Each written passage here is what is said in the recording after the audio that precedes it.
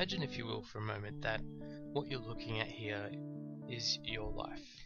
Everything that you own, everything that is important to you, everything that makes up who you are, what you do, what you work for, what you consider important, what you relate to, and what you class is part of your identity. Looking at it this way puts things into perspective.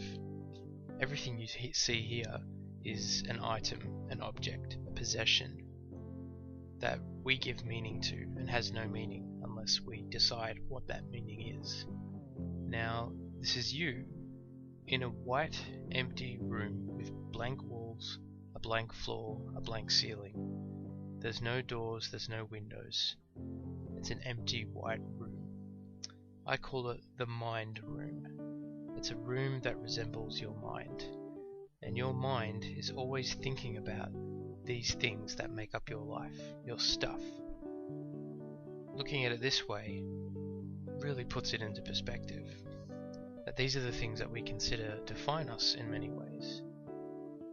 So what would happen if we started to take some things away? Now let's take away your smartphone or your mobile phone and all your electronic devices like your iPad, your iPod, any of those things. We use these to communicate. We also use these to look up information. You no longer have that. So you think, that's okay, I can probably just go look up something on a computer, or I can call someone from a payphone. No big deal. Now the credit card's gone. You think, well, I've still got money, that's okay. A credit card is a good safety net, but I don't really need it. It's just causing debt anyway. Oh, okay, you've taken away some of my furniture now. Alright, well, that's gonna be a little bit difficult, but as long as I've still got a house and a television and a chair, I should be fine. Okay, now the TV's gone. Well, it's not the end of the world. Yes, I like TV, we watch a lot of TV, but there's still books, there's things I can do, I can play games, I can talk to people, no big deal. Now the storage and all the stuff I hang on to is gone. It's the things I think I might need one day but never really use. I'm afraid to throw them out though in case I do actually need them one day, but they're gone. It's kind of a relief that I've cleared some space, but then I'm also worried that I might need them one day. Okay, now my watch is gone, so I don't have the ability to know the time straight away, which means I've got to find a clock or ask somebody for the time. Knowing the time is good, it helps me control my day, but without it, I'm going to feel like I'm at a loose end. I don't know how to manage myself and get to where I need to be on time. I might start to be late for work, late for appointments. That could land me in some trouble. Alright, coffee's gone. Yeah, coffee's an important part of my day, but it's not like I'm addicted to it. I can drink other things, I can still function, I can still wake up in the morning without coffee, it's fine. But now you've taken away my education, and that is a problem. I worked hard for that education. I went to university, I studied hard, I earned my degree. It helped me get the job I've got.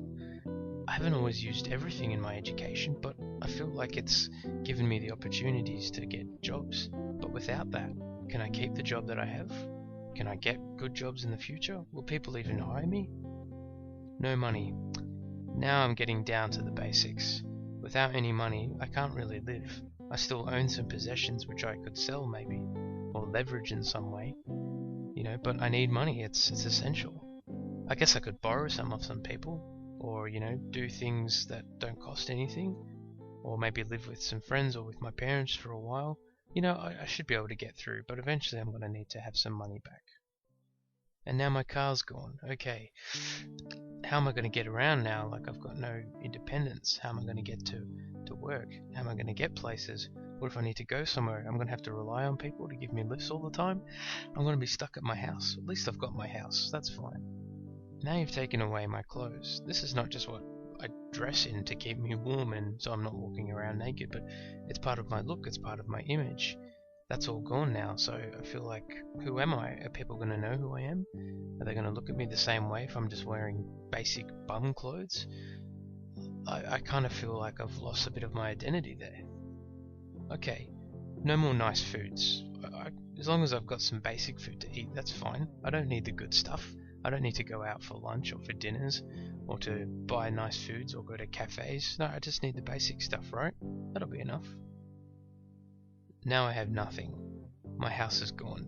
That was the only thing I had. My house is not just where I live or sleep, but it's my refuge. It's what helps me feel safe and stay safe. And now I don't have that. What do I do? What have I got? I've got nothing now. Even though the majority of those items, objects, belongings and products are replaceable and not always necessary, they do in fact make up the full, busy, chaotic and cluttered story that is our life. The cause of our stress, anger, frustration and illness in some cases can be attributed to everything we hang on to and bind ourselves to. Imagining yourself getting rid of these things might have seemed hard, but looking at the photo in front of you now, imagining that is you in a blank, empty room, you start to feel okay about not being tied to so many things.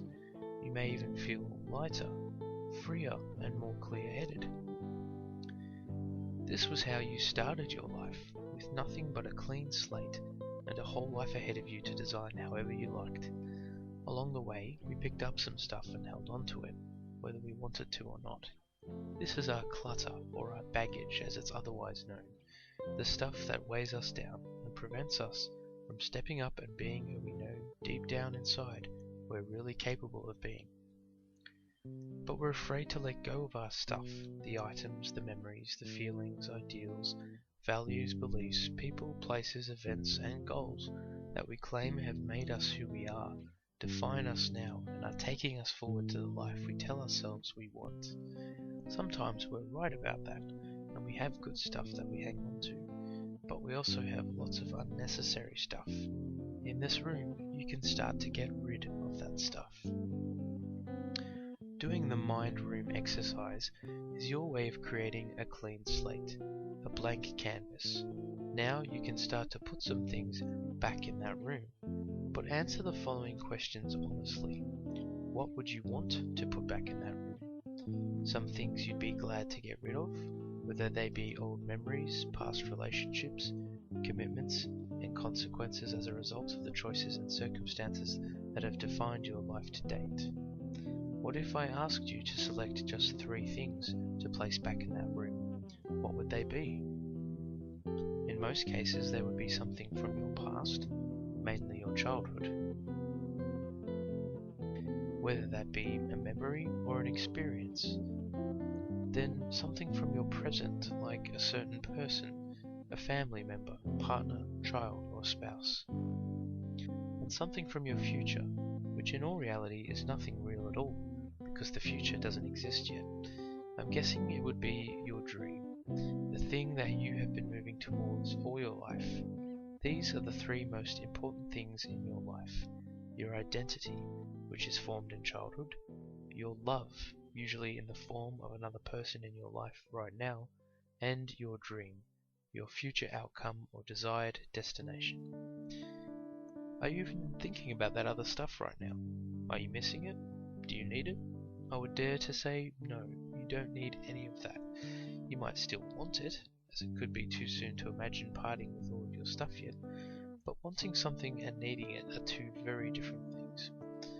So revisit this video and do this exercise for yourself whenever you feel you need to declutter your life, yourself and your mind.